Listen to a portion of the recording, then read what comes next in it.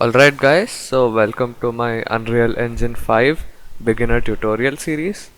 In this series, we would be going over the basics of Unreal Engine 5. Now, at the start of this course, I am assuming that you have no knowledge about how to use Unreal Engine. I'll be going over various terminologies you'll come across. I'll be going over how to structure game mechanics, how to create functions, macros, and as well as we'll be discussing a little bit about multiplayer.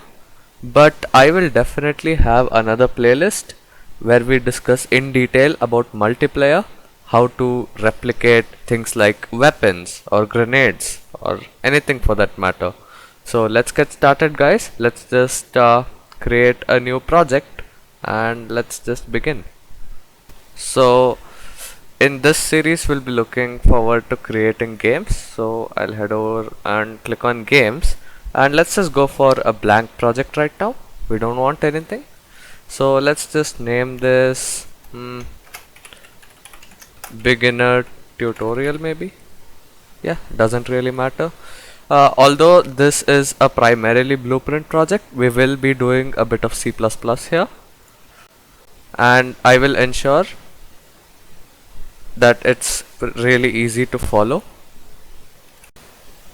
Alright, so now we are in the editor and I'll be going over each and every option over here. Maybe not all, but at least most of them.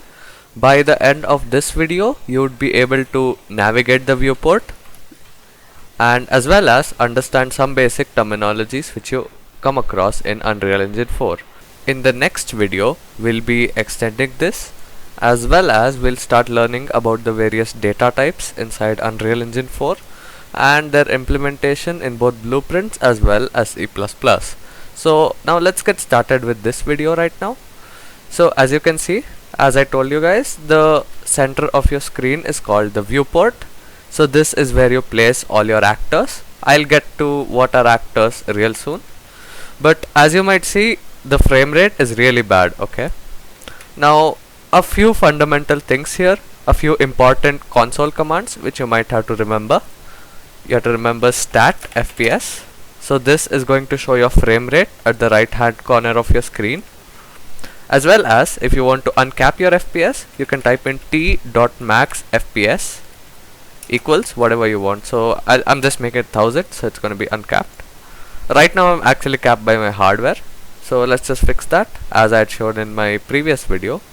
So I'll just switch off Lumen for the purposes of this tutorial series. Okay.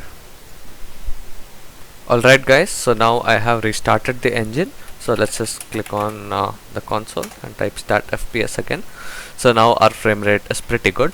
So now let's get started. So now in this video I'll be covering navigation as I told.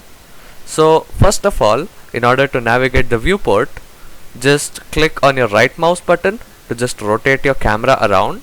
You could click and drag, just try it out yourself for a few times, you'll get a hang of it. And then you can use your W, A, S and D keys while holding down your right mouse button to move forward and backward, just like you would in a game when you are in some sort of free spectator mode. And another style, so let's say you have experience in Autodesk Maya. So what you do is you would hold Alt and left mouse.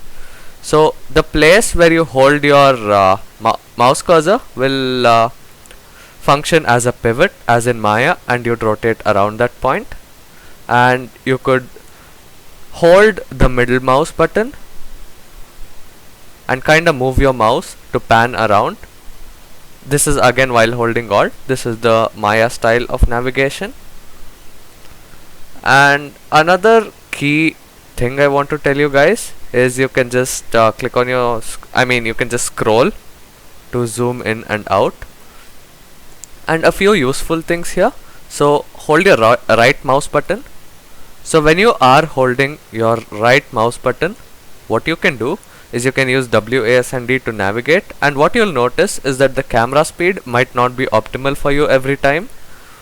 So there are two ways you can change it. One, you could go on the top here, click on camera speed and change the speed to a value you want. So let's say we want 3 in this case. you could do that as well. Now there is another way to do this. So now when you're holding your right mouse button, you could scroll out to reduce your camera speed, and you can scroll in with your middle mouse button, of course, to increase your camera speed. And then now I got lost, right? Let's just assume we are still lost. So the way you can get back is, let's say you identify an object, click on that and press F on your keyboard to focus on that. So this is a handy way to get back to where you want to. And if I want to focus on this chair, let's say I'm editing its material or something, and I don't want to manually adjust the camera, I could just select it and click F. So that's pretty much it for navigation. Now let's go over some of the terminology you might come across in Unreal Engine 5. Alright, so the first term you'll come across in Unreal Engine 5 is actor. So what is an actor? So right now I'm clicking on this table here. This table is an actor. I'm clicking on this chair here. This chair is an actor. The floor, it's an actor too. Basically anything and everything that you can place in a level becomes an actor. So you could actually even create your own actors if you don't want these. So you can right click, go to create blueprint class, and you can select actor, and let's just call it my actor, and you could place it in a level. It's just that it does not have any visual representation right now except the symbol over there, but other than that you could edit the actor yourself. We'll be getting into this later. So that's what an actor is. And make sure you do join my Discord server. I will be answering any and all questions which I get. So yeah guys, link will be down in the video description below. Alright, so let's head out to the next term you might come across, and this will be the last one for this video. I don't want to make it too long. So the next term you'll come across is blueprints. So what is a blueprint? Blueprints is the visual scripting system inside of Unreal Engine 5 or even 4 for that matter. So you can use it to structure your game mechanics, create the game logic, create variables, functions, macros, and everything that you could with a traditional programming language. We'll be heading over to the more advanced stuff later, but for this video let's just print out a simple string on begin play. So what is begin play? So when a particular object is created, the begin play function of that object is called. So if I type in begin play in my level blueprint, if you didn't catch that, blueprints, open level blueprint. Okay, generally for games you wouldn't use the level blueprint that much. You would have your own actor classes, game mode classes, character classes where you would edit your blueprints. But for the demonstration of this tutorial, let's just do a simple print string. So let's just type in hello world, and if I go ahead and press play, you see on the top left hand corner of your screen it has printed hello world. It comes out in the console as well. There are a few options in here. If you would see, print to screen, if I disable that, it's not going to come on the screen.